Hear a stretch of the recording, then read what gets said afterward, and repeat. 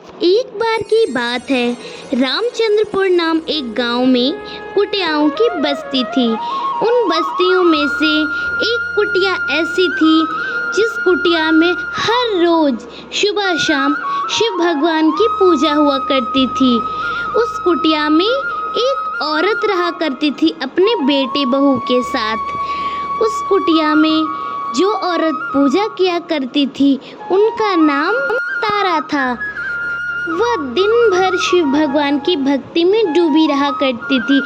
उनके चित्र के सामने बैठा करती थी और उनकी आराधना किया करती थी। ये सब बातें उनकी बहू को पसंद नहीं आती थी। तारा सुबह सुबह पूजा कर रही थी, तभी द्वार से उनका बेटा आकाश आता है। वो भी अपनी माँ को प्यार नहीं करता था। वह अपनी माँ से कहता है, माँ, ये तुम क्या करती रहती हो दिन भर? तुम्हें कोई काम तो है नहीं? दिन भर इनकी पूजा में लगी रहती हो। पूजा करने से कुछ नहीं होता, समझी? और दिन भर तुम पूजा करती रहती हो और खर्चा हमारा करती रहती हो। पूजा मत किया करो, समझी माँ? सही तो कह रहे हैं माँ जी। पूजा करने से कुछ नहीं होता, कोई फायदा नहीं होता। ऐसा काम करना चाहिए जिसमें कि फायदा हो, कुछ आमदनी हो। जिसमें कोई ना फायदा हो, वैसी चीजें करके हमें क्या फायदा। ही बेटे, पूजा करने से मन की शांति मिलती है। नहीं, पूजा करने से मन को शांति मिलती है। आराधना करने से धन में वृद्धि होती है। इतने दिनों से आप पूजा कर रहे हैं, कभी वृद्धि हुई है धन में? बकवास चीजें हैं ये। तारा को बहुत सारा ताना मारकर उसके बेटे बहू वहाँ से चले जाते हैं। तभी तारा फिर से शिव भगवान की आराधना में जुट जाती है। वह फिर भी अपने शिव को, अपने आराध्य को दिल से माना करती थी। वह दिन रात उनकी पूजा किया करती थी। कभी कभी समय मिल जाता तो वह मंदिर भी जाया करती थी। वह मंदिर अक्सर शाम को जाया करती थी। तारा मंदिर को जा रही थी। वह मंदिर के पास पहुंच जाती है। वह धीरे धीरे मंदिर की ओर बढ़ती है। उसका मन मंदिर को देखकर प्रफुल्लित होता है और वो कहती है, मंदिर तो बड़ा अच्छा है, लेकिन सीढ़ियाँ थोड़ी गंदी लग रही है, मुझे झाड़ू लगाना चाहिए। तारा इतनी बातें कहकर बगल में रखी झाड़ू को अपने हाथों में लेकर वह झाड़ू लगाने लगती है। वह शिव भगवान की परम भक्त हुआ करती थी। वह शिव मंदिर ही जाया किया करती थी और अपना सारा समय शिव भगवान की आराधना में लगा दिया करती थी। वह झाड़ू लगा लेती है और वहाँ से अपने घर को चली जाती है। वह धीरे धीरे कर अपने घर पहुँच जाती है। वह अपने घर पहुँचकर शिव भगवान की पूजा में जुट जाती है। वह फिर से शिव भगवान की आराधना करने लगती है। वह शिव भगवान की जब जब पूजा करती है उसका मन प्रफुल्लित हो जाता है। इतनी ही देर में उसकी बहू मेघना आ जाती है। मेघना आकर अपनी सास को ताना मारती है कि ओहो, आपकी बढ़ती उम्र के साथ आपकी अकल भी अब घटने लगी है। हमने आपको सुबह ही बताया था कि पूजा करने से कुछ फायदा नहीं होता। आप तो दिन भर पूजा में लगी रहती है। आपको पता है दिन में कितना काम होता है? कोई बात नहीं बहू, मैं झाड़ू लगा देती हूँ। मैंने तो आज मंदिर में भी झाड़ू लगाया था। तारा हाथ में झाड़ू लेकर अपनी बहू मेघना के सामने झाड़ू लगा रही थी। मेघना को तनिक भी ये नहीं लगा कि अपने सास से झाड़ू छीनकर खुद झाड़ू लगाए। वे तो आराम से मज़े ले रही थी। फिर कल मेघना अपने पति के पास जाती है और उससे कुछ कहती है। सुनो जी, कुछ दिनों बाद मेरे भाई की शादी है। मैंने अपने भाई के लिए, आपके लिए रंग बिरंगे कपड़े अलग अलग रस्म के लिए खरीद लिए हैं। हम दोनों को एक साथ जाना है, लेकिन एक मुश्किल है। इस बार की फसल बड़ी अच्छी हुई है। अगर हम लोग इसे छोड़ देंगे तो वो खराब हो सकती है। क्या कहते हो आप? फसल तो बड़ी अच्छी हुई है इस बार, लेकिन मैं ऐसा करता हूँ कि मैं रुक जाता हूँ फसल के देखभाल के लिए। तुम अपने मायके चली जाओ, अपने भाई की शादी में तुम शामिल हो जाओ। आप माँ जी को खेत का ख्याल रखने के लिए कहिए, समझे? आकाश इन सब बातों के लिए मान जाता है और अपनी माँ से खेत का देखभाल करवाता है।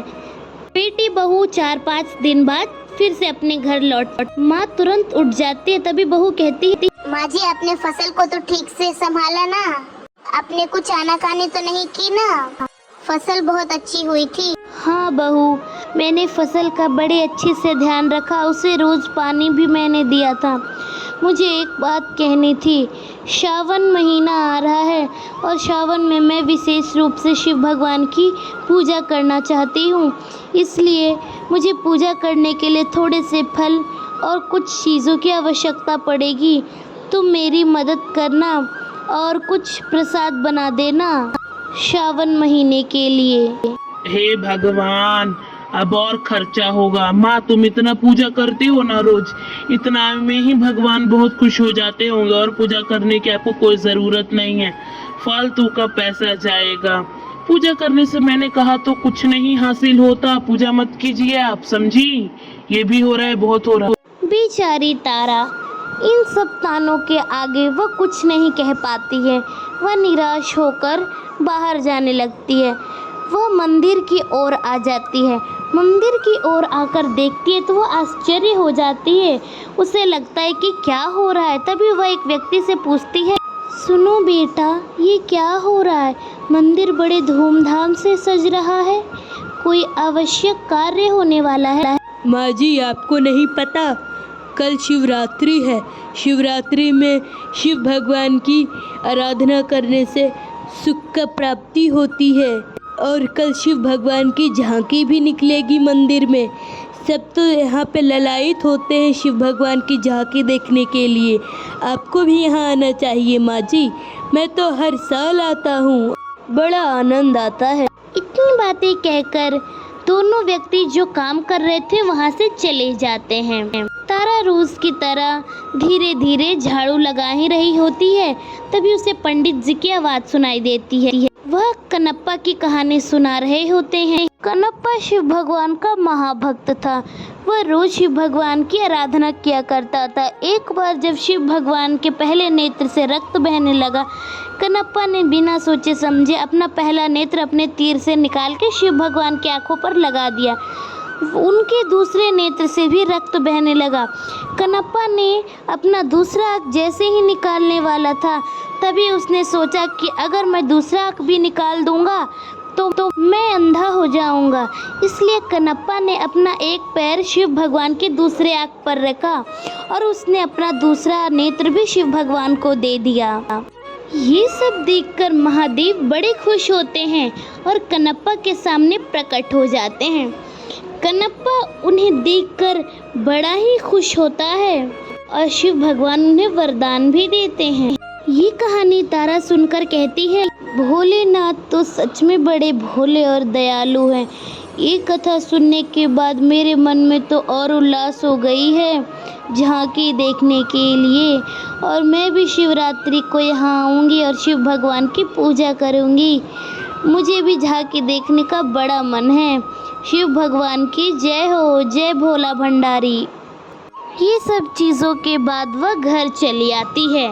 घर आने के बाद वह अपनी पत्नी से बोलती है, सुनो बहू, कल शिवरात्रि है और मैं शिवरात्रि के लिए शिव भगवान की पूजा करने जा रही हूँ और शिवरात्रि में कल मुझे आने के लिए थोड़ा समय लग जाएगा, इसलिए तुम चिंता मत करना और मुझे थोड़े फल दे देना ताकि मैं शिव भगवान की अच्छे से पूजा कर सकूँ। मुझे नहीं, कल तो शिवरात्रि है, शिवरात्रि में आपको अकेले नहीं जाने दूंगी मैं। शिवरात्रि में बहुत सारे लोग होंगे, कहीं आपको किसी ने नुकसान पहुंचा दिया, और वैसे भी झांकी आती है तो कोई झांकी वाकी देखने की जरूरत नहीं है। इतना कहकर मेघना चुपचाप वहाँ से चली जाती है, लेकिन तारा बड़ी उदास होती है। उसे झांकी देखने का और शिव भगवान की पूजा करने का बड़ा मन था। वह चुपचाप अपने कमरे में बैठी होती है। वह कमरे में बैठी बैठी कब उसकी आंखें लग जाती है और वह सो जाती है। अचानक वहाँ पे शिव भगवान प्रकट होते हैं और कहते हैं, माँ देखिए कौन आया है, आपका भोला भंडारी आपसे मिलने के लिए। माँ, शिव भगवान इतनी बातें कह ही रही थी, तभी तारा उनके चरणों में गिरकर फिर वह खड़ी होकर कहती थी, प्रभु मैंने आपके दर्शन पा लिए, मेरा जीवन सफल हो गया प्रभु। मैं आपकी भक्ति से बहुत खुश हूँ माँ। आप जो चाहती हैं वो आप मुझसे मांग लीजिए। प्रभु, मैंने सुना था कि आप बड़े दयालु हैं और भोले। आज तो देख भी लिया। मुझे कुछ नहीं चाहिए प्रभु, मुझे कुछ नहीं चाहिए। तारा इतनी बातें कह ही रही थी, तभी शिव भगवान वहाँ से अदृश्य हो जाते हैं। शिव भक्त की सच्ची पुकार। Thanks for watching. सब्सक्राइब।